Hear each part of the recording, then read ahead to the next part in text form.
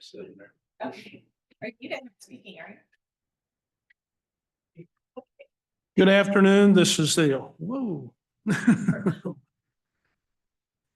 Indianapolis Public Transportation Corporation Governance and Audit Committee meeting for April. Today is April the 10th, 2025. It's 1 o'clock.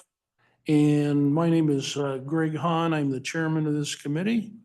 And with that, I would ask our chief legal counsel, Bob Fry, to call the roll, please. Good afternoon, directors. Please indicate your attendance when I call your name. Director Wilson. Present. Director Gardner. Present. Director Hahn. Present. There's a quorum, Mr. Chair. Thank you. First, the committee agenda items, and the first thing we have is item 2025-1, which is to recommend that this committee review and receive the I-9 Employment Verification and Driver's License Review Report, and Brian Atkinson will provide the information on this item. Thank you, Mr. Chairman. Brian Atkinson, Director of Governance and Audit here at Indigo. Thank you for being here, board members and staff. The first item that we have is our I-9 Employment Eligibility Verification and Driver's License Review. And this came to us during our 2024 risk assessment that determined the audit reviews for 2025, which was approved earlier by this board in January. It was noted that we had a concern brought to us that we didn't have copies of all the driver's license and I-9 verification documents needed for our employees. So we took upon ourselves a task of doing the review and working with the Department of People and Culture to come up with a resolution. So we had a total of 4 observations that came out of this review, 3 of which we marked as a high concern and 1 a medium. And those 4 are missing I-9 supporting documents, missing driver's licenses, file maintenance, and HR solution system, the ADP system that we use versus the E-Verify government system for I-9 verification. So if we can move to slide number 7, this is our, it's down in the, yeah, there we go, we got it. The I-9 supporting documentation, as we look through all of the records in the Department of People and Culture, both electronic versions and paper versions, and we determined that we used a head count out of our payroll department from January that included 843 employees. Out of those 843 employees, we noted that 126 individuals did not have copies of paperwork either in paper form or electronic form in the Department of People and Culture. So if you look at that little chart below that, that shows like the breakdown of how many people that we did have documentation and how many we did not. If we would go to the next slide. So then we looked at all of the documentation by hire year of that employee. And so of the 126 that had missing documentation that we could not locate, we have a division there of how many of those were still employed at Indigo in January and that had missing documentation, or at least that we could not locate by their hire year. And we did note that we had the largest breakdown or the largest concern were the years of 2023 and 2024 hiring, which had the largest number of employees that we didn't have paper or electronic copies of their documentation. On the next slide, this is the breakdown of what type of I-9 supporting documentation we did find on file. So 717 people, we did find that documentation in their files. 309 were electronic copies, 394 were paper copies, and 14 people had both types of copies. So if you wouldn't mind sliding back to page number 7 or slide number 7. So our recommendation is that management should obtain proper I-9 supporting documentation required and maintain the file for all employees. We recommended that if those that have paper files that we work on scanning those and turn them into electronic records. And so then we met with management prior to kicking off this audit, and they absolutely agreed that we had a concern that they needed to look into as well. So management response is that employers are not required to maintain physical copies of the I-9 documentation if it's verified that it's turned in or demonstrated the employee has it to one of our employees who work in the Department of People. And that's a federal requirement. So like if they have to verify that they saw the document that the person is eligible to work in the United States, and then they mark it in the federal I-9 E-Verify system. So effective January 27th, 2025, all of this, the staff went back and looked at all of the missing documents, and they uploaded all of the employees' documents from the onboarding process is going to be done that way, moving forward electronically in the I-9 E-Verify system. So that was the management response on this. If we could go to slide number 13, excuse me. This is regarding the E-Verify system and what we use in ADP for employee management. So we noted that ADP, the system that we use for human resource record keeping, has an I-9 type module within it. And that has multiple sections that you can keep the documents and upload them into ADP. And then that would be maintained manually or within a system by each individual company that uses that system. But we did learn that in June of 2011, the state of Indiana required that all political subdivisions and contractors use the federal E-Verify system. And the Indigo is a political subdivision. So we determined that in the E-Verify system, it's got multiple sections, one of which is the candidate for a job can put their initial information in section 1 and upload the required documents for verification by our staff.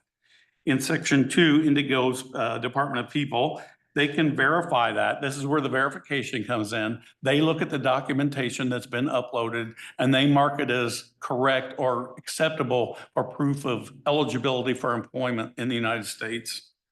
And then there are 2 other supplemental sections, one of which is to provide translator services in case that the person doesn't speak the English language. And the other one is for a re-verification section for rehires. So we may rehire someone who previously was confirmed. They just, in the supplement B, are able to address that in the case of a rehire.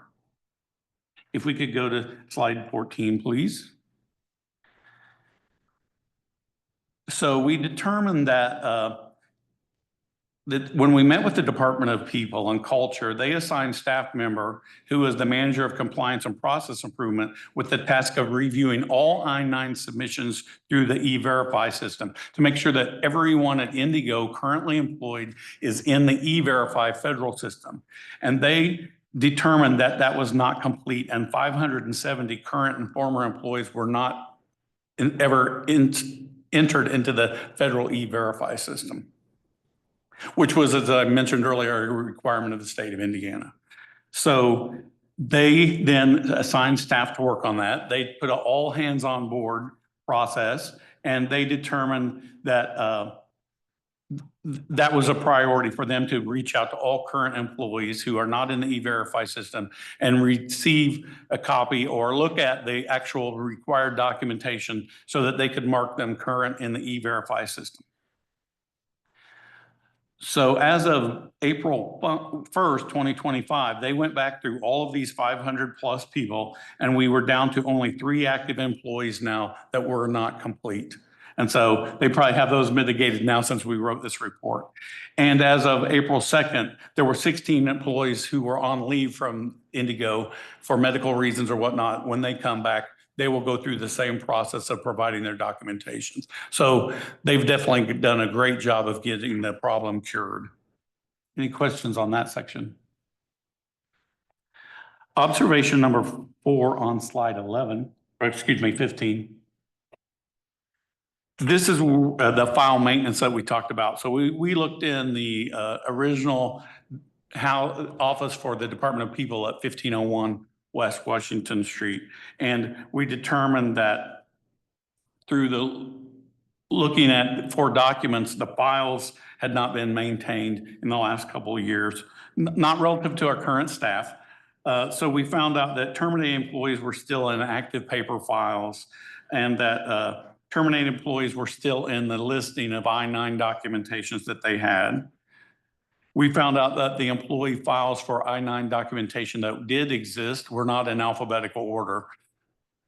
And we found out that there was not a consistency on like where the I-9 documentation was maintained. Some of it was in an I-9 file specific to just that purpose, and some were in individual employee files. So we went through every employee and looked at the file. So it was pretty time consuming. There are a lot of paper files, a lot of electronic files that we looked at. So on the next slide, the goal is to transition all of these paper files electronically and for all people that are currently employed with us, and then update those files for people who have terminated to put them in like a archive file system. So the management action plan is on slide 15. So the current state is as of March 2024, all employees' files the goal is to maintain them electronically in the HRIS system, which is ADP. So that's all current employees and moving forward. And IPTC is in the process of identifying a vendor to digitize all of our paper copies and get those into electronic format so they can also be stored in the electronic HRIS system rather than paper files. Any questions on this observation, file maintenance?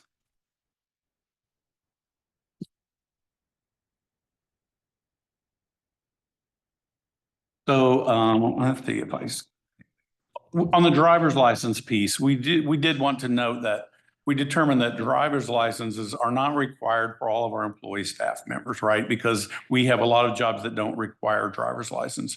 Most of the driver's license that we did have on hand were because they provided that as one of the types of their I-9 certification process.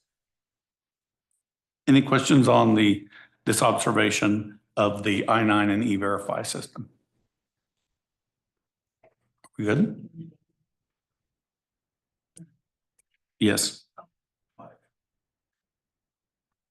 Turn off. It's so loud. Brian, thank you. Do we have like one designated person now that is responsible to make sure that everything that we're supposed to have is being collected and put into the file at the time of employment?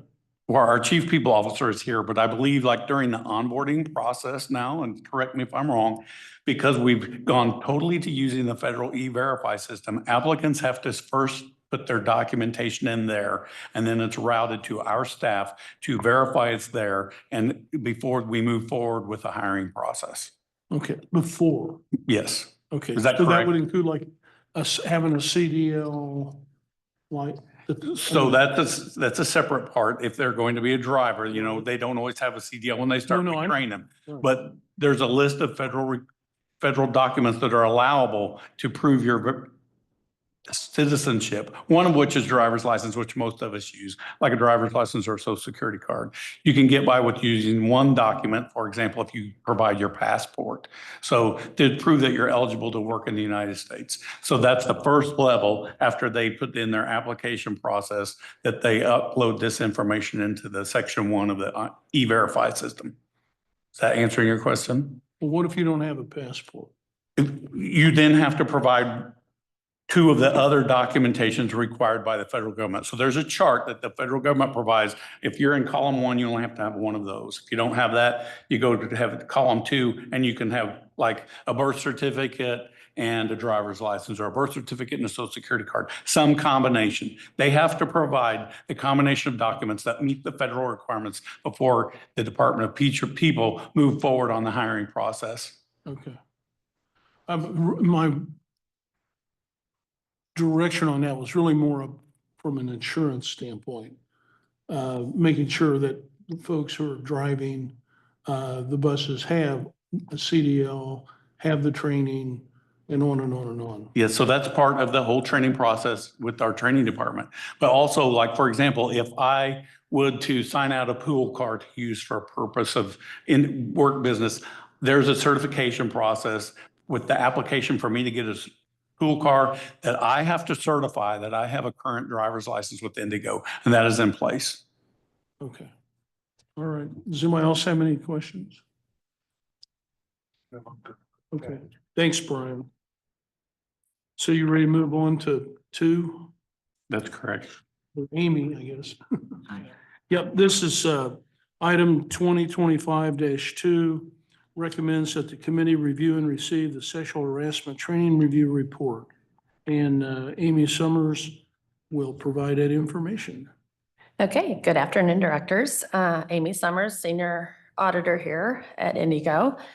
So the sexual harassment training review was performed first quarter 2025, and the scope of this review, as you can see on page 19, is trying to figure out who is expected to take the training for Indigo, how often the sexual harassment training is held at Indigo, and then what percentage of that staff has had training.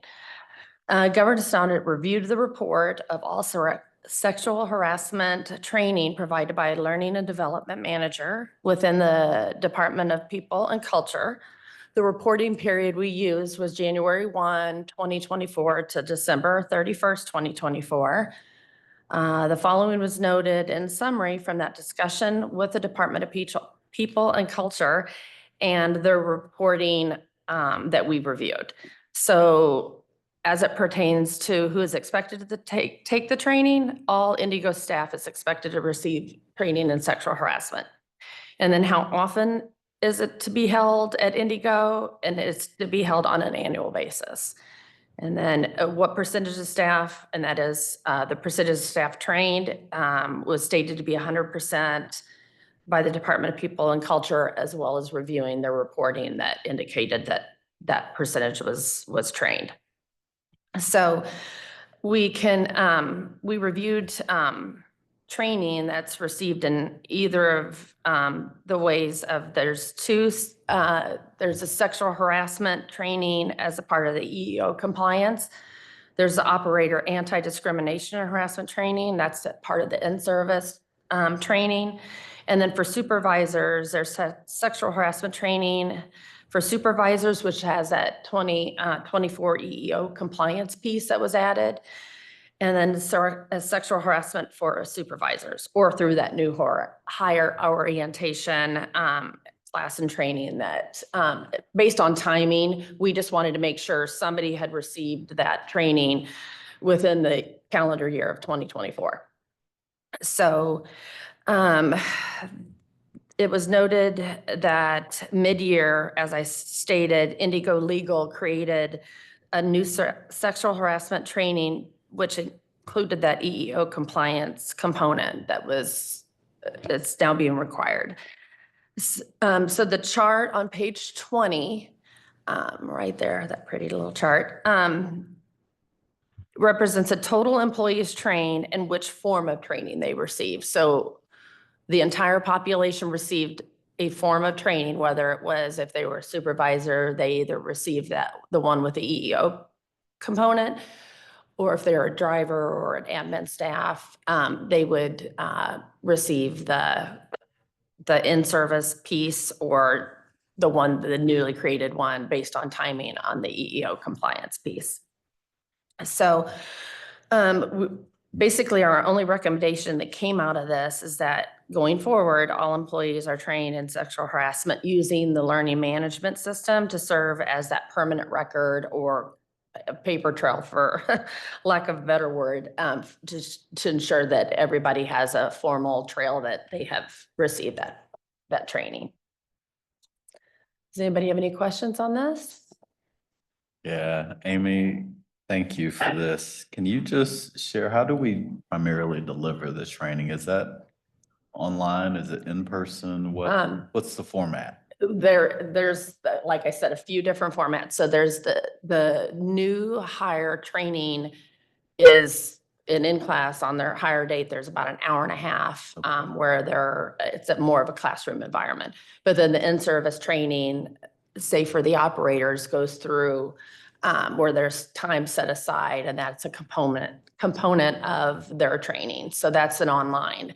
But where our recommendation comes in is that rather than just, having people go through the new hire stuff, that they be set up to receive that through online.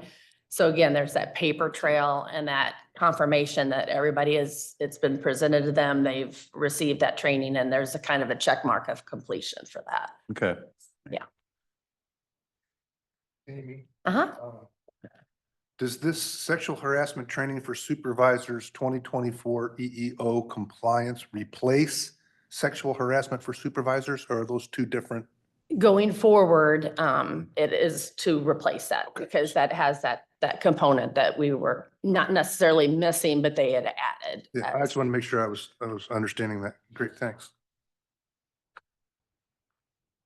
Any other questions or comments? Okay, thank you very much, Amy. Next item is 2025-3, is to recommend that this committee review and receive the mail service procedure review report, and Brian Atkinson will provide that to us. Thank you, Mr. Chairman. Again, Brian Atkinson, Director of Governance and Audit here at Indigo. Part of our 2025 approved risk assessment for the year included a mail service review, and that sprung out of reporting to us that there have been several instances of lost or delayed delivery of mail to various departments across our multiple campuses. So we looked at that process. And so out of that process, we came out with 4 observations. We rated them all high, which gave the entire report a high rating. So the following are the observations that we came up with. That we have a mail service procedure that was not being followed. We have mail service positions that were listed in that procedure that are not assigned.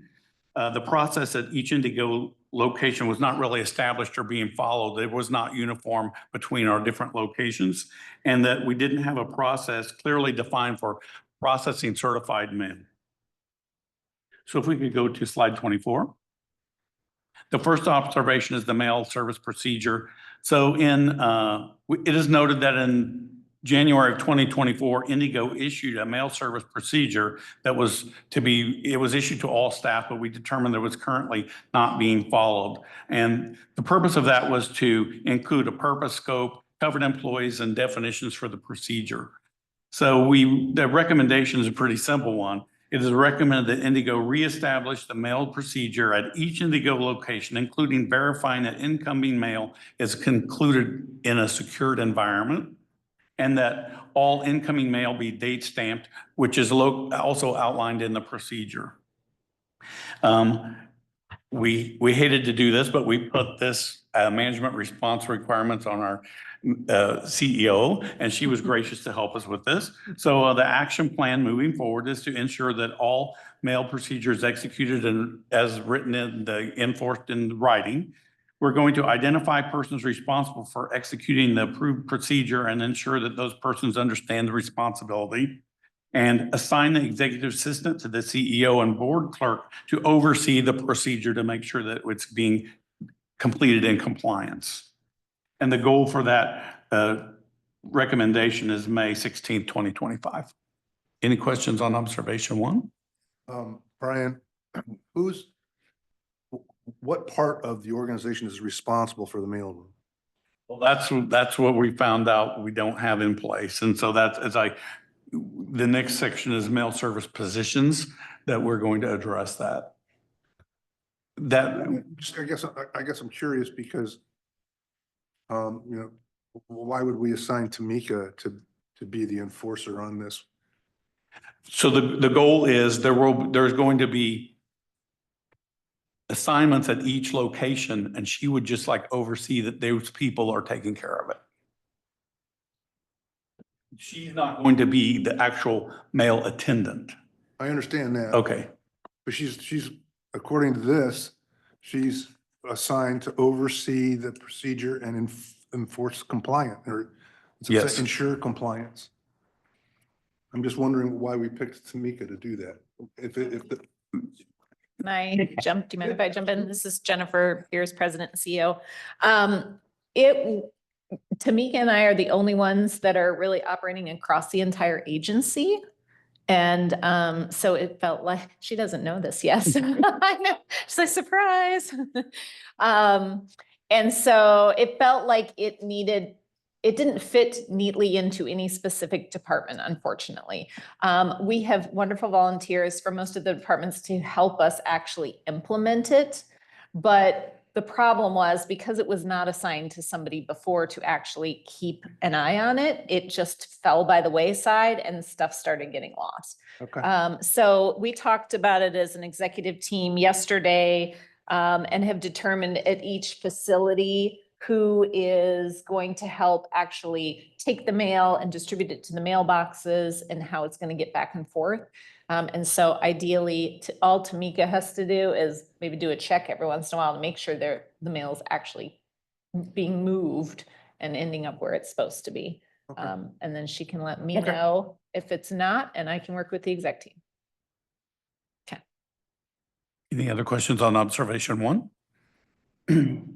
So observation 2 is relative to your question, and that's regarding the mail services position. So we determined that the actual procedure for mail operations here had specific listed duties for a specific person's position, and those were not set up. So we verified that Indigo had not assigned a mailroom attendant duty to any employee. We also determined that the Indigo had not assigned a courier responsibility to any employee, or we hadn't contracted a courier service to perform the duties of moving mail between locations. We verified through the Department of People that there's not an Indigo position listed as mailroom attendant or courier, so we don't have a specific position to that. We also then asked them to provide us the job descriptions of the various administrative assistants and storeroom clerk throughout the different locations. And we determined that those tasks were not part of the job duties listed under those positions either. And we also verified that Indigo had not contracted a courier service. So our recommendations in the center column is it's recommended that Indigo mail service procedure be managed by the executive assistant. So congratulations. The mailroom attendant duties should mirror that of the service procedure that was published in January 2024. And we determined that if the mailed courier task could not be assigned to an Indigo staff member, the second option would be to contract a courier service to have a route, maybe 3 days a week. So the action plan coming from this was provided by our president and CEO, was to assign the executive assistant to the CEO and board to oversee the procedure, including ensuring that the assigned courier and or mailroom attendant is adhering to the procedure and managing their contract. It's also to determine whether the courier duties can be assigned to a union employee. If yes, then the president and CEO will have the team work with the duties assigned to those individuals that might fit the qualifications to be in that position if it's a union position. If the courier duties could not be assigned to an existing union employee, to work with the executive team to identify staff responsible or enter into a contract with a courier service. And the goal on this is April 30th, 2025. Any questions on the mail service position section? We have a lot today. Sorry, you're listening to me a lot. The next section that we looked at was the process at each location. So this is on slide 26, observation number 3. And so we rated this as high because we determined that the mail process at each of our locations reviewed is different.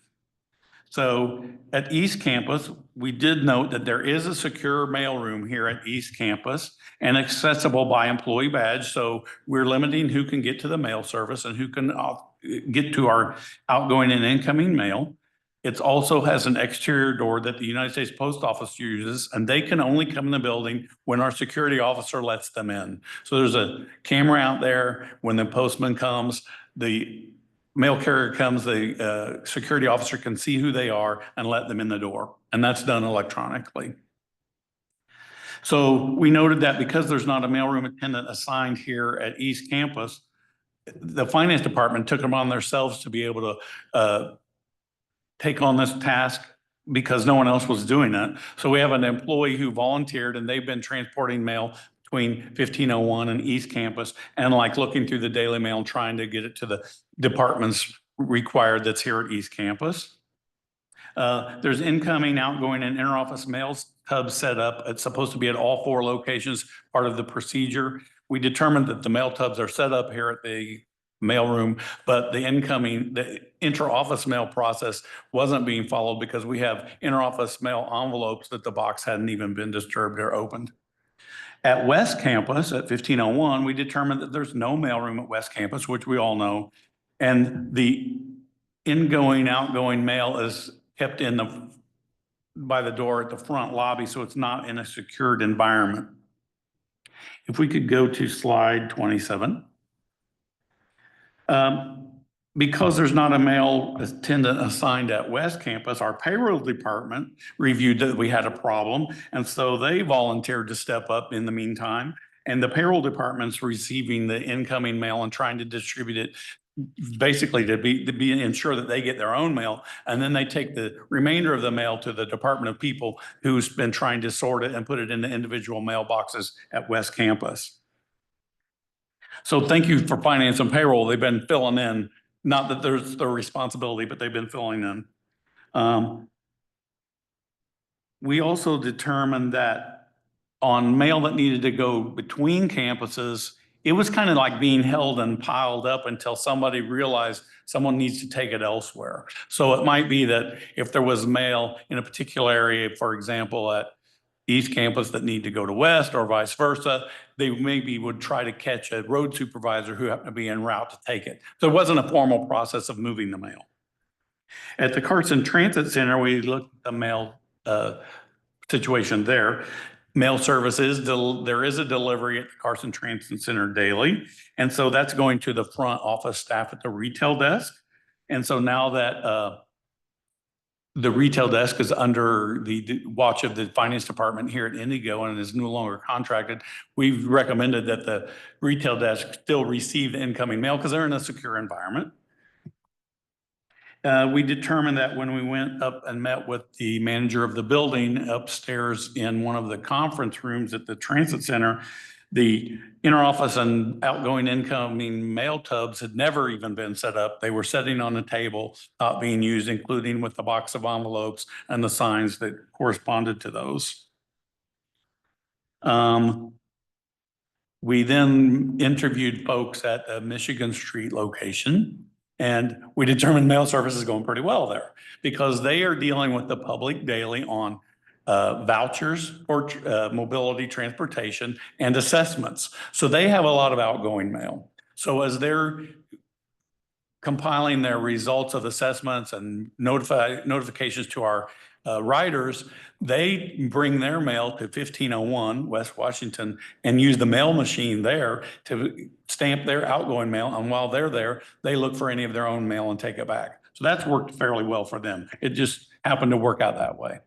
So our recommendations on slide 26 are that since 1501 West Washington Street is the official address for Indigo, we're having some confusion on what mail should go where. And if you expect a answer to a mail item that you sent out, we're using multiple letterheads. One of our recommendations, maybe not being received or implemented, would be that we make that uniform and use one address on all of our correspondence. We also thought that the responsibilities of the mail attendant be assigned to each location. And so at East Campus, we're recommending to make the mail service procedure management a duty of an administrative assistant here at East Campus and stop the process of an employee acting as a document courier with their own vehicle. At West Campus, it recommended that we move the mail tubs into a secure location. It is noted that there's a counter behind a security officer that easily could house those because there's room, or in the Department of People behind their glass wall where they receive applicants daily. One thought is that since there's no mail attendant at the West Campus, the recommendation could be that the task be given to the receiving clerk, which is a union position, and they work back in our storage area, like our stock room, and they receive documentation and packages daily. And they have an excellent process for routing those and delivering them to people. For example, if an item comes in from the legal department or the finance department that comes in by FedEx or UPS, it's going back there anyway, and they have a routing process. It's our US mail we're struggling with. The second option, if that can't be done in the storeroom, that we would assign the mail attendant responsibility to a frontline person at the Department of People, and because they're at the front offices where the public comes in the main doors, and they're in a secure environment, and the mail could be kept in a secure environment. At the Carson Transit Center, we just, again, suggest that mail reception process and management process be completed by the retail desk operation folks like they're currently doing, but put the mail tub process in place so that we can route the mail to correct locations once a courier service is established. Does that make sense? So our management response was to Hey, work. Brian? Yes. But that would be, can you just repeat what you just said in terms of like that process? I just want to make sure I'm clear.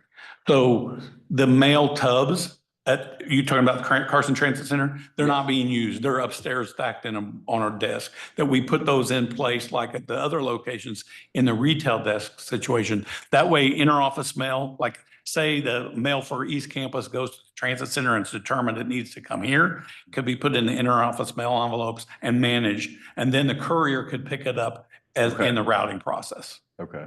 All right. Yep. Anything else on that? Nope, just trying to track all of this. It's a lot. Yeah. So, yes. So what would be the downside to implementing your recommendation to have all the mail come to just one place? Well, I think our president and CEO can respond to that, because there's concern like specific mail to the executive team, for example, it would just be routed and delayed. Yeah, this is Jennifer Piers again. So there's a receiving dock at 1501. So they need to receive the big stuff, but the very large portion of our administrative staff is here. So, you think of any big company that has multiple offices, it probably doesn't flow through one location. So, and then when you Google us, all of our addresses pop up. So none of us specifically say, hey, send me mail at CTC. But I think what happens, people just Google it and I send it there. So the 1501, as I understand it, is our official address. But I think most of us that work here would prefer that the mail just come directly here instead of waiting for it to get shipped here. So in my mind, there's two key addresses. What we have determined is that instead of paying for somebody to courier it around, everything that comes into 1501, we've got a person assigned who will sort it into the bins at 1501. And then every one of the chiefs will designate somebody from their team who is bringing it back and forth. So everybody's responsible for their own team's mail to get back and forth. So say it's Bob's team, Latasha is going back and forth regularly between the two offices anyway. So she's going to make sure they go back and forth. And then at the CTC, we'll assign somebody from the retail desk who will, anytime mail comes in, his responsibility will be to get it to 1501 and put it in all of the bins that already exist there. It seems like we're spending so much time on mail, but it's easy, right? Like to forget about it and just assume it's going to happen, but it has caused some real problems, especially like with legal documents not getting here in a timely manner. I guess my question is, that seems like a very complicated and convoluted process that involves many people. Mm-hmm. Why don't we establish a position whose responsibility it is to do mail, give them a company vehicle, and their job is every day to go to each of the facilities, do whatever needs to be done at that facility to do that person's mail, and then comes back and does the same thing at 1501, and then comes back here and does the same thing here. And that way everybody's mail is touched by this human being.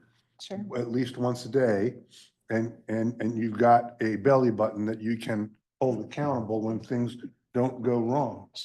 mean, I am right. open to that solution. We discussed it and felt like we wanted to avoid adding a staff member in a time, right, like where we're just trying to be fiscally cautious. But Sure. I Well, I mean, agree it 100% that that would be doesn't a have to be a less confusing way to do it. a new hire.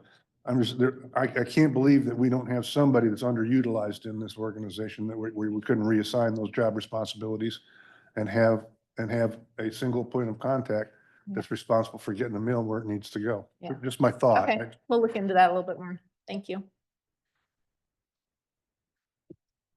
So our last observation on mail service is on slide number 29, and that's regarding certified mail. So we determined when looking at the process for handling mail that was issued in January 2024, there was not a section relative to handling certified mail. And so certified mail coming to Indigo is not ending up where it needed to go. And that's affected our legal department very heavily. So we determined that when certified mail is delivered to 1501, our west campus, the mail courier just pulls off like the return receipt, the green card that has to be signed, and our security officer, who's not an Indigo employee, signs that it's received.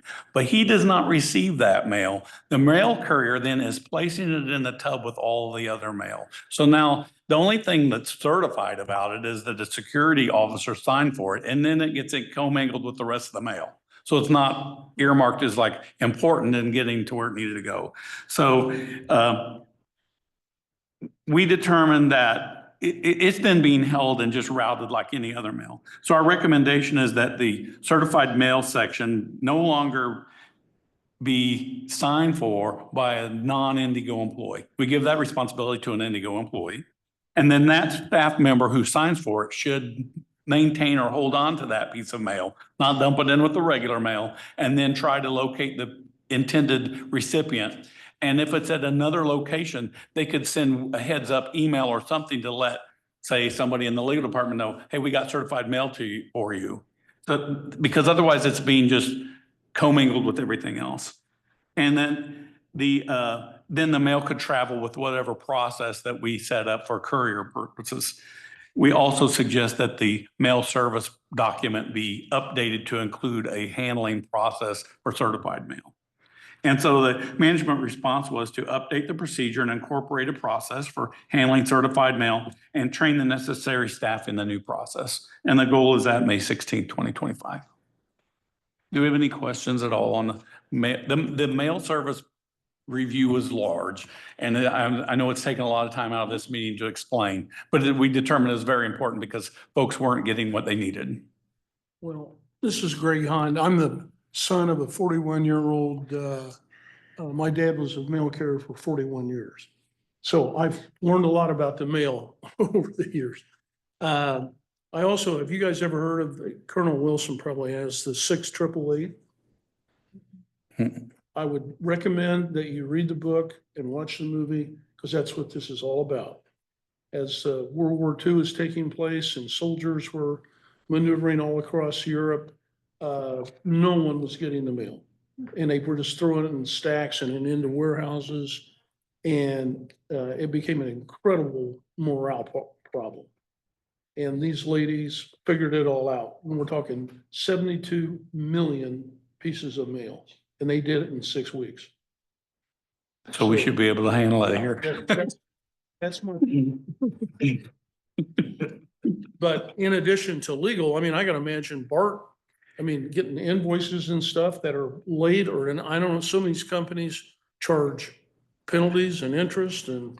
And that's why the finance team and payroll took it upon themselves just to volunteer to try to resolve the problem. That's why, that's what I figured. But I mean, yeah, I think this is a huge issue. And it's gotta be rectified. So I'm really glad that we jumped into this, because I had no idea, to be honest. But I can see it with the multiple places, and maybe we ought to have something on our envelopes that says, even though this address, all mail goes to X. And just has one recipient point. I don't know. I'm just throwing stuff out. So, but Jennifer makes a really valid point. If I'm wanting to send something to Indigo I'm gonna just go on the website and Right. and I'm gonna use whatever address.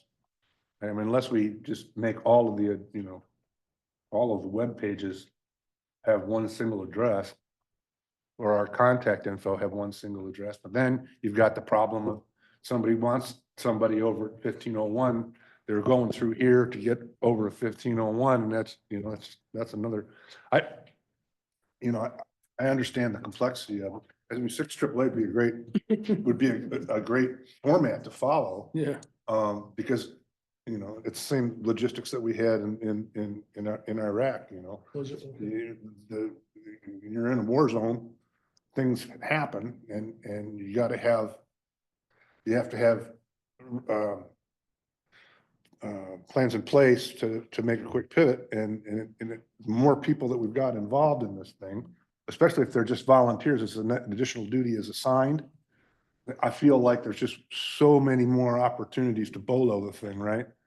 And so, I don't know, somebody much smarter than me, but it just seems to me that if we had a person, you could perhaps have volunteers at various locations that kind of do, but you have to have a person that's responsible for moving the mail from point A to point B. And then once it's at its destination, then you could probably have a volunteer that passes it out. But I just feel like the simpler you can make this thing, the better off we're gonna be. Does that make sense? Yeah. So, all right, I'm done. How many pieces of mail do we get a day? Boy, I don't know the answer to that question. I'm sorry. But I can tell you through the assessment process and everything relative to paratransit operation, they have a large volume. That's what I figured. Bart, you know?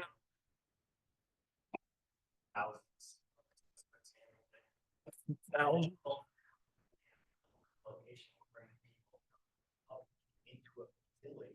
Now they relocation, but they're active in that.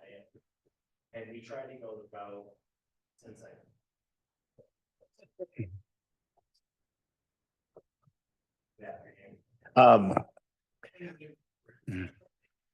COO Indigo. I would say that we did try, so this is kind of the growing pains as moving to the East Campus, the new headquarters. We've been in this facility for 1.5 years. We've tried it volunteer-based. It clearly was not working. So this is the next step in the right direction. We could end up with a courier. We could end up with a full-time staff member, but this is a step to take a little bit more proactive measures to manage this a little bit more effectively. Now that we've went through the process for 1.5 years, with Michigan being in place, mail is going to and from, mail is coming here to and from. We used to have leaders that had signatures with this facility. That was not productive because we actually had IT hardware showing up at this facility. We need that at our parts room and at our loading docks back at 1501. So we want to make some modifications, but there is a ton of mail. Some days there's hundreds of pieces of mail coming into our facility, and some days going out, we'll have hundreds of pieces of mail through the foundation, as well as paratransit operations as well. And General Counsel has brought up a good example of, even though our mail is wet stamped that 1501 is our main location, if someone fell at the transit center, they might be suing us for something that happened at the transit center, and they might put that address in, so mail will go there. So it's really a pretty massive problem, but I think we can manage it. And this is kind of just one step in the right direction to help manage that a little bit. But there is a ton of mail to answer that question long-windedly. Hey, Thank you. Aaron, I was just gonna ask really quickly, have we been utilizing a courier service yet? And if so, are We have not endeavored into that just yet. We're trying to prevent that direction. We're trying to prevent ourselves from going in that direction as much as possible, but it could be the end solution. But we want to see if we can work this out. Some reason I thought we had a courier service at one point in time, but maybe that was eons ago. No. We might have had a union staff member like 20 years ago, possibly. Okay. That was involved with that. With parts room. Well, I tell you, this is just me talking, but I think Jennifer has a full plate and overflowing. especially with the blue line and everything else we're doing.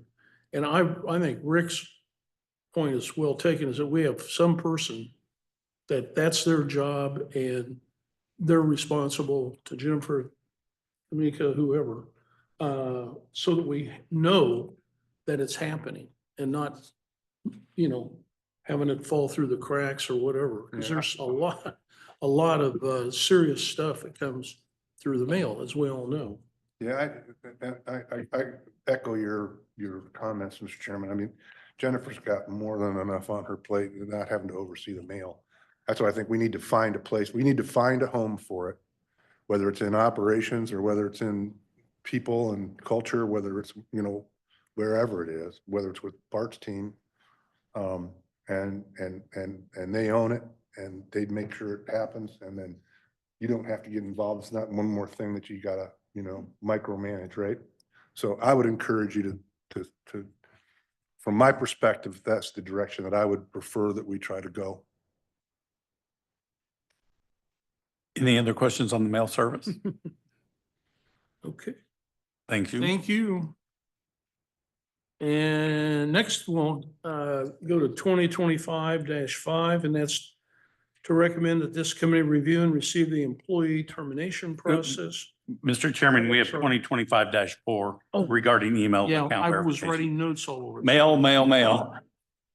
Email. Yes. All right, email validation, 2025-4. Sorry, Brian.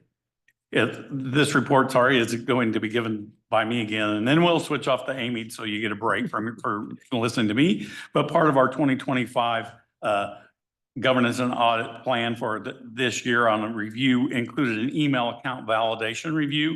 So during our annual risk interviews, we met with numerous employees who told us that if they send an email to various other employees, it might not get there. And the main concern was we have an all Indigo distribution list. So in other words, like if the Department of People is a perfect example, and I'm going to pick on them. They had during open enrollment to send information regarding open enrollment to all Indigo employees. So they use the all Indigo distribution list. And when they send that, they get a huge kickback of bad or unknown email addresses off of this list. So that was one department that shared with us that there was a problem. So we determined to look at procedures and policies regarding what controls are in place regarding email account management. So we came up with three observations, all of which we marked as high to give the entire report a rating of high. And so we looked at the all Indigo email distribution list for errors. We determined that not all Indigo employees have an email account and that there's not a policy regarding specific usage requirements of email. So if we'd go to slide 33, please. Can I ask a quick Yes. question, Brian, before you get too deep in this? Marcus, do we have to pay for each individual email account in our system? We do. Do you know off the top of your head what that costs us? Marcus has it in here in a management response. Yes. Oh, yes. So the first observation was the all Indigo email distributions list. So I reached out and we determined that I asked, can we have a list of all Indigo employees that have an email account? And the IT department verified that that's this all email distribution list. So I downloaded a copy of that as if I was going to make an email to all staff members and then threw it in a spreadsheet. And then did a compare of the number of email addresses with the number of staff members we had on our employee roster that same day, March 7th of this year. So we determined that there were 604 email addresses in the distribution list. 504 are employees of that list. So if you look, there's a chart here that shows the total number of names on there were 604. We have a number of contractors that are embedded right in our staff. So we determined that contractors were 61 of those. We found some names that didn't have an email address attached, 17 of those. So I have that broken down by if they were termed employees or no employee data available, or at the time were foundation staff members. We had one email address that I couldn't find an employee for. 11 of them were termed employees, 1 on leave, 3 were interns. So that would make sense. The interns have an email address for us. And we found 2 duplicate names. So we were able to identify these. So if when they do a resolution to the email distribution list, I have the exact email addresses and names to provide. So out of this, our recommendation is to review and edit the all Indigo distribution list and make corrections. And that the email distribution list is reviewed in detail regularly. And we can provide the list of those that we determined there was a problem on the list. So the management action plan was provided by our Indigo Chief Information Officer, that there is a standard operating procedure in place to check the accuracy of the distribution list. And the goal was to do that weekly. So they are going to ensure the Indigo IT management will work with the IT team members to make sure that they're actually doing the weekly cleanup of that list and that it's performed on a regular schedule. Any questions on this first one, the list? Okay, the next one, observation number 2 on slide 34, is that not all Indigo employees have an email address. And we understand that this may be a necessity. We looked at this roster, again, the same roster, March 7th, and we determined that 354 employees of Indigo do not have an email address. So we determined that there's a couple of reasons. One is cost and one is cybersecurity reasons. So all employees are given an email address when they're hired. If they do not use it and it goes inactive for 90+ days, the email address is deactivated. And that's done for a couple of reasons, but mainly it's for cybersecurity. The cybersecurity auditors that have worked with our IT team, they're actually recommending that we disable those email accounts after 30 days, correct? So we also determined that the incorrect email addresses that were in that list, most of which, instead of saying like Brian Atkinson at Indigo, not that it says Brian Atkinson at something Microsoft, we determined that that was a default email that when they're first hired and then staff has to manually change it. So that's what made up that group. So we also have determined that the challenge of communicating with our employees with email, as the Department of People determined, was a problem at the time of open enrollment. But we also found out that employees are not updating their actual addresses in our ADP system. And when they mailed information to employees, it also came back not able to be delivered. So we have a couple of problems there, and it's difficult to get our information to all Indigo staff. So I have here on slide 35 a chart that shows the total number of employees is 858. We subtract the 504, which were employees with an email address on the list that we believe are correct. That leaves correct email address format of those were 493 and 11 were bad email addresses. So this is total is the 504 is employees with a designated email address, and then the balance then is 354 folks without an email address. We reached out and found out from like some of our counterparts, for example, in San Francisco, they're a municipal transit agency. They're having the same problem communicating with staff. So one solution that they've come up with is putting information out on a driver or coach operator portal. So we reached out with our operations folks and determined as part of our HASTIS process, and Aaron can jump in here if I've got the terminology wrong, and part of the PIC process, there's an actual portal. So maybe we could also put some of that information that would be needed to all of our staff to hit our coach operators in the portal as well. So our recommendations coming into that is that the 11 email addresses with incorrect format be corrected. Review the feasibility of providing email accounts for all employees. Utilize the HASTIS coach operator portal to post employee communications. We agree that the suggestion provided by the IT department, which I think is a great suggestion, and I met with our deputy chief operating officer and asked if there would be any push, or if that would cause them any concern that during the pick process, when our coach operators come in and they pick their route, that maybe that they verify and update their mailing address in our HRIS system as well. And the other staff members that have a PIC, I believe, 2 times a year could do the same. She didn't believe that that would be slow up their process or put a hurdle in their way to have folks just verify it's correct or correct it at the time. So the management response is the policy, again, as I mentioned, to inactivate accounts is not really relative to cost savings, but it's to ensure security. And then you ask about all staff members having email and what the cost would be. So the cost of email accounts for all employees and keeping the account active is costing Indigo anywhere between 18 to 50,000 a year, dollars a year, if we have an addition of additional licenses for the folks who currently don't have an email address. Do I have that right, Marcus? Yes. So Marcus, so it's not a range, it's like we pay X number of dollars for 1 to 99 licenses, X number for 100 to 199 or whatever. It's each individual email address has a cost associated with it. Is that what I'm understanding? Yes, that's correct. Marcus Burnside, Chief Information Officer for Indigo. Yes. So each email, depending on the employee and its role, has a designated, I would say, SKU number within Microsoft, and they're assigned a specific license, and that cost varies. Okay. Great, thanks, Mark. Hey, Brian, I just wanted to maybe say for the record, I do like the idea that you're moving in the direction of having them verify emails versus going into ADP system and kind of validating that information. It just feels like the more that we can kind of make it a easier process for folks, the better.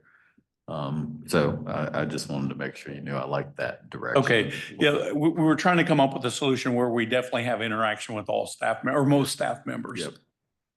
Can I have- Yes. Greg, this is more for Bob. On our cyber insurance, you were talking about cutting the, from 90 days to 30 days? Yeah, that was a recommendation of the cybersecurity auditors that works with Marcus's team. Okay. Question? I'm sorry. Well, is that something that, I mean, I don't know what our insurance policy says. So it's more of the insurer to insure you or not if you're following certain practices. Right.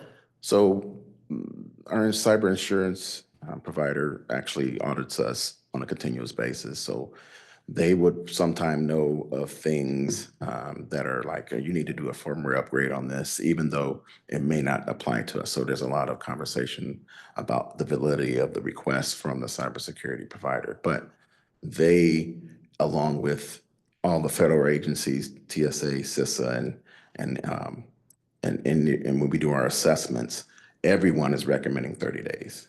So we kind of, we know that people are sick and we try to accommodate people as much as possible, but we have to set something in place so that we won't have dormant active accounts so that people won't exploit those. So yes, cybersecurity insurance providers recommend 30 days because the industry is recommending 30 days. That's what I was concerned about, is if we're doing 90 and then we're being told, you know, on the other side by our insurance carrier and everybody else, it ought to be 30. Then. Yeah. Yeah. Eventually we will have to bend. I will give you an example. TikTok went to a conference with TSA and CISA with the cybersecurity consulting group. And they were the top 5 exploited sites were discord.com, linkedin.com, facebook.com, instagram.com, and tiktok.com. And there was a federal mandate. We disabled Discord because we can, and but TikTok came up, and we were in discussions with the executive head. Pretty soon we may have to block TikTok because it's coming from a federal level, the TSA and Homeland Security. And when that mandate came down last year, in I believe it was January 1, 2024, we blocked it. Though sometimes you just, you know, the information maybe 6 months to a year before, but eventually when it becomes a mandate, you have to do it. So if the cybersecurity insurance providers tell us, we will not insure you unless you do this, sure it or not, is one of the, is the question. That's why we eliminated VPNs. Because they said, if you continue to have VPNs, we're not going to insure you. So a lot of things are not just forced because we want to do it, it's because we have to do it if we want to mitigate risk. Right. Right. Marcus, Mhm. I'm assuming that there's a cost associated with doing these scrubs every 90 days, or is there? No, there is no cost. So then what's the harm in, why not do it every 30 days? Why not do it every 30 days? Yeah. We're just trying to accommodate everyone. I mean, there's people on the sick list that may, you know, if you disable their account and so forth, and they have to come back on and so forth. We're just trying to accommodate the agency and their requests, which sounds like I need to ignore. No, I'm just asking. I'm not the just saying, question, no, I'm talking to myself. Because if, let's say you got somebody out on long-term disability. Yeah. And, you know, the 30 days comes due and we do a scrub and they lose access. Can you not just flip a switch and turn them back on? Sure can. Yep. Then I guess if there's no cost associated with it and it's relatively painless to turn them back on if they're on a long-term disability or on sick leave, or even if they just take like 2 weeks off and the 30 days comes up while they're gone. Yep. If we can flip them back on fairly easily, it just seems to me, if that's the industry standard, I mean, you're the expert. Yeah, I'm just. I would say, I mean, that's not a problem. And then there's some education that need to be within the internal team, is that Sure. there's a network account and there's your email account. Your email account is tied to your network account. They're two separate things. And then there's ADP, which uses a totally different database than our network or email. So that has its own set of credentials and it's proprietary to ADP. So if I disable your network account, it only disables your email. So that is where we do the disabling, is in the from the network account, like I would say that level. And then after the period of time, if there's no request to re-enable that account, then we remove the email account. Right. So a lot of the bounce backs we get back are, like, to Brian alludes to, is like, if a person's not in an agency anymore, they get that Microsoft online email address. But a lot of the bounce backs we also get are because their mailboxes are full. If your mailbox is full, you're not actively watching it, therefore you read your email, therefore we will remove it. Got it. Makes perfect sense. Yep. Yeah. Okay. I understand. Thank you. Okay. Thanks for your patience with me, No Marcus. problem. And the last couple of management responses on this were, Marcus's team suggests that our employees use their personal email account in their ADP rather than their Indigo email account. I think that way they could get the ADP even if their email account at Indigo was disabled. And secondly, we had a concern because our Department of People during their training department, Amy mentioned that everyone to do the sexual harassment training in LMS. They thought and told us that, if we don't have an email account for all employees, they're not going to be able to get it in LMS. Marcus has assured us that that works like other portals, and that has its own credentials. So if their email account for our 300 employees that don't have an email account, they could still use the LMS. One more question, Marcus. I'm sorry. You'd mentioned that we had disabled this, whatever Discord is, and then you mentioned LinkedIn, Facebook, Instagram, And TikTok. and TikTok. Yep. So why would it be necessary? Maybe LinkedIn I could see, but why would it be necessary for employees to have Facebook and Instagram and TikTok on an Indigo computer? You probably triggered half the staff by saying that, but because people use Facebook to interact with either other agencies or within the department itself. We also used to stream live to Facebook. So we use Facebook as the reason. It's a business use. There's exclusions if you have a true business case for using those services. So we exercise that exclusion with those services. Okay, all right, well, that makes sense. Thanks. Affairs, of course, public affairs, of course. I could see public affairs, I could see them, but I'm just thinking about, I'm Rick and I work in finance and I'm sitting on my computer all day. What need would I have for any of those I services? agree, yeah. All right, that's, Our last observation regarding emails on slide number 36, and it's regarding the no specific policy regarding email usage. So we assume that most of our employees don't realize their email account expires on the 90-day basis. So we recommended that the IT department develop an email usage policy. And Marcus's response was that they do have language in specific IT policies. There's not one specific for email, and they'll create one. So thank you very much for that. And that wraps up the email usage observation review. If they have any other questions on that. I know we have a lot today. We've been busy. Okay, thank you. Now, we go to item 2025, and this is with Amy Summers, and this is on employee termination process review report. Good afternoon again. So the employee termination process was reviewed as a part of our approved 2025 audit work plan. The scope of the review was determine if there is a termination checklist being used, what ADP auto notification for initiation of a termination is being received, is fleet being notified of terminations to disable their access to the fuel dispensing system, and are terminated trainees being removed from the payroll sheets, as well as our exit interviews being conducted. So governance and audit noted 2 observations that were both medium in risk, therefore obviously giving it an overall rating of medium. The 2 observations we noted were SOP adherence, communication and updates, as well as ADP notification timeliness and format of those notifications. So on page 41 of the packet, it is the first observation was that SOP adherence, communication and updates.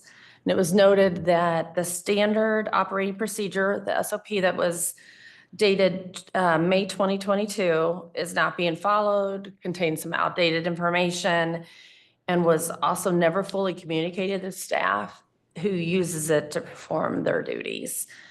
So again, this is a medium rating, and it was noted that the document contains typos, incorrect department titles, an incorrect billing access system that was noted in there, an incorrect email address for those notifications was in the SOP, missing process verbiage for the new mandatory notification to the Department of People and Culture for all terminations, whether voluntary or involuntary. This is to be done now going forward for any processing of any termination. Like I said, whether involuntary or involuntary, they have to provide that notification to the Department of People and Culture. And then the SOP also it contains signatures for approval at the end of the document for 2 of 4 employees that are no longer with Indigo. So that just kind of shows a little bit more that it's outdated and needs to be revised. And finally, the process of fleet services for removing that fill dispensing abilities needs to be addressed in the SOP. So we've got to add that verbiage in there as well. The recommendation was basically that all of those above changes are made to the SOP. And once those updates have been made, that the revised SOP distributed to all the departments. Training for all the departments should also be performed to ensure that everyone is on the same page and knows kind of their respective responsibilities as it pertains to terminating employees going forward. Management response was that security will work with legal and the Department of People and Culture to review the document and make all appropriate changes. So we've got all three departments kind of working together to make sure all these changes get updated in our procedure. And then obviously those changes and additional steps be added to the process and rolled out later this year. So that is the first one. And moving over toward page 43, second observation was the ADP notification and timeliness and format. This was also a medium rating. The ADP notifications are currently not being sent to the Indigo Security and Life Safety Department.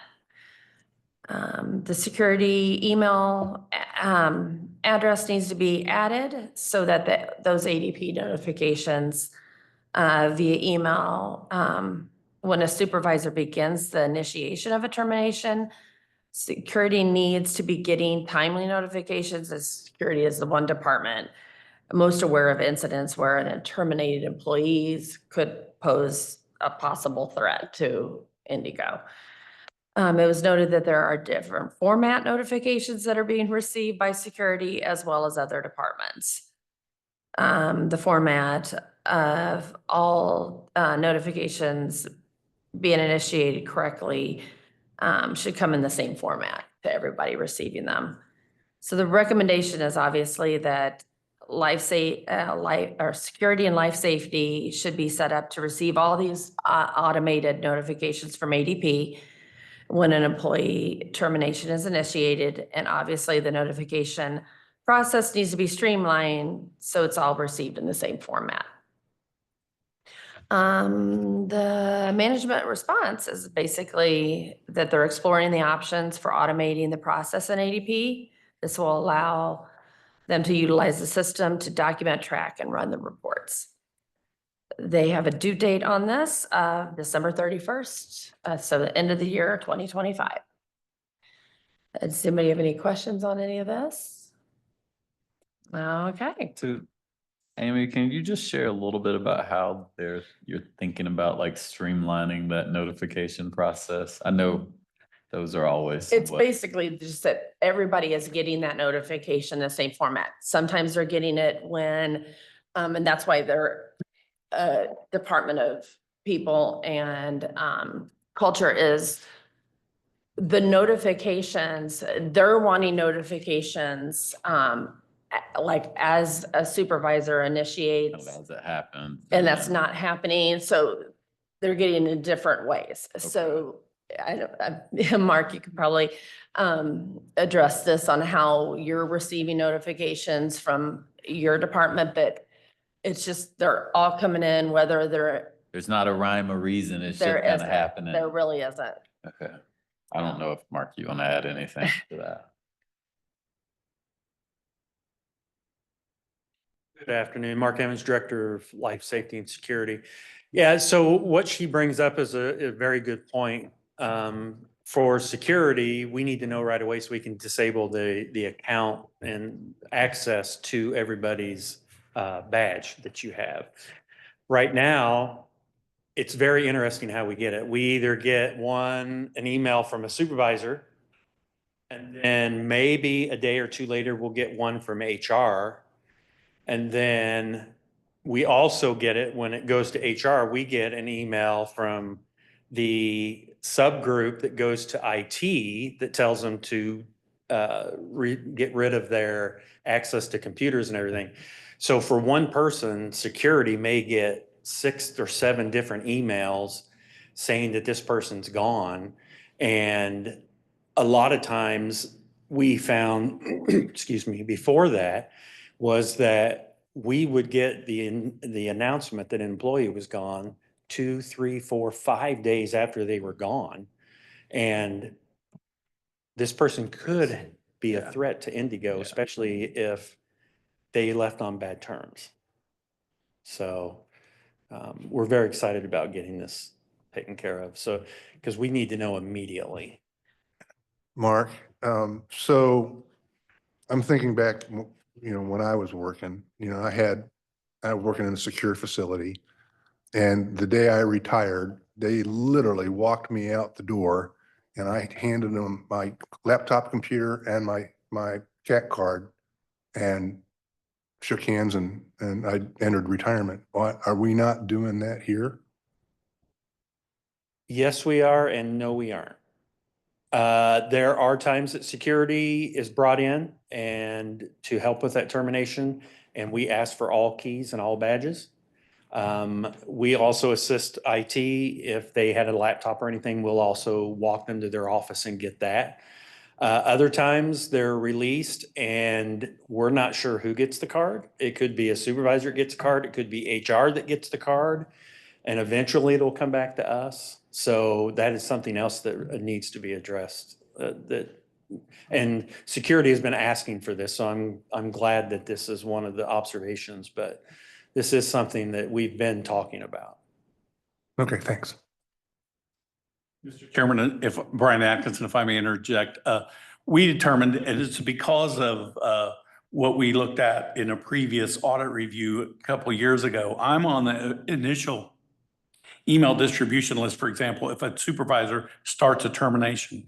That doesn't mean a person's fully through the termination process or that it's approved that they be terminated. It's just an initial that the supervisor started the termination in ADP, and that kicks off an email. That's the one that we determined security is not getting. And even if the person wasn't totally terminated, if they determined for some other reason not to terminate, they would have a heads up of what might be coming. That was our recommendation of why to add to the automated piece. Totally agree. Yeah. Perfect sense, Brian. I mean, like I said, when I was working, they were pretty radical about that stuff. You know, I mean, if you were leaving for whatever reason, you know, in my case, it was retirement, but if somebody was terminated or had, you know, decided to resign to move to another position, another opportunity, it was all handled the same way. I mean, they took your computer, they took your cat card if you had keys. I mean, we didn't really need keys because we had, you know, electronic access to everything. But, you know, if it belonged to the federal government, you had to cough it up and then they literally walked you out the door. So maybe that's something that you might think about instituting in your team so that you don't have to rely on a supervisor or on a coworker to do that stuff for you, that you guys have positive control of that. Anything else? Okay, well, let's go to the information items. And we have two committee information items. One is from our internal auditor, Amy Summers, and this is the Governance and Audit Work Plan Status Report 2020 through 2025. Okay, this item we discuss every quarter, which is the audit work plan status report, and that is on the first page is actually pretty much what we've done from April 2024, that's the reporting quarter, through what we're projecting to report in July in the next audit and our governance and audit meeting. And as you can see at the bottom, there are 5 reviews that were projected to complete in the second quarter of 2025. And then we will report those barring any unforeseen reasons to push them back, but we will report those in our next governance and audit committee meeting. So page 47 is our prior audit finding status that I follow up on every quarter. And we have 8 audits that we're still kind of holding on to until they get completed, which encompasses 38 observations total from those 8 reviews, 23 of which are closed. We're still tracking 13 to completion. We've added a column for the latest due date in there. And then we have 2 considered past due, but they're both related to our fair study that we have coming up. So once those, that fair study gets completed, we'll be able to take those off of tracking. There's one that we noted that came through kind of in a time that we had actually published this packet, and it's since been closed too. So we're continually making progress. And there's one obviously that's set to close at the end of this month as well. So the next page, if nobody has any questions on that, the next actually 2 pages are just our tracking sheet of all the audits we've completed to date from 2020 to now. So that's all I have on that. Okay. Any questions, comments? Makes sense. Okay, thank you. And then our last one is I3, and that's the Ethics Hotline Summary Report. And that'll be given to us by Brian Atkinson. Thank you, Mr. Chairman. Again, Brian Atkinson, Director of Governance and Audit. To wrap things up, this is the last quarter of our ethical hotline summary report since we met in January. We received 2 notifications of a possible ethics violation. Both of those actually didn't come through the portal. They came from an employee going to their supervisor or their employee reaching out to the security office. And we reviewed both of those. We determined that one was an ethics violation that's been handled and one was not at all. The one that was not, an employee felt that a coworker was not working the hours they claim and showing up too late to work and that kind of thing. We verified the employee does use a time clock. They did have their time correctly noted. Their supervisor was aware because they had a medical process in place. So there was only one item that was really an ethics problem, and that had to do with timekeeping, and that was resolved. So we're happy that it's going well. We haven't had very many ethics complaints, and I do meet every 2 weeks with the new hire class and provide a presentation on ethics reporting and the method that they can report something if they see something that they feel is unethical or illegal or concern to our business or our ridership. Any questions at all? I don't have any. Anybody else? Thank you very much for your time. I realize it was a long meeting. We had a lot of items to go through this quarter, but we've been, and Darius, we also wanted to mention for your benefit, we added a column on the due dates because you asked that last quarter and you have it now. Thank you. Right. That I did notice that. Thank you. Everyone, and thank you guys for all the work you're doing. I mean, I think there's been a significant amount of inner review of how we do things, how we need to do better in some areas. And I think this committee has just done, and you in particular, obviously, have done a great job of bringing a lot of these issues up and then making sure that they're being worked through. And the follow-up is obviously the most important. And we can know every organization has issues, but how you find them, then how you deal with them, and then making sure that they're taken care of. Thank you very much. It's a very much appreciated. And we very much appreciate the Indigo staff because they've been great to work with us. They've been very forthcoming with ideas on risk items that we should review, and they're very cooperative when we ask for information. Okay. Well, with that, this meeting's adjourned. Thank you very much.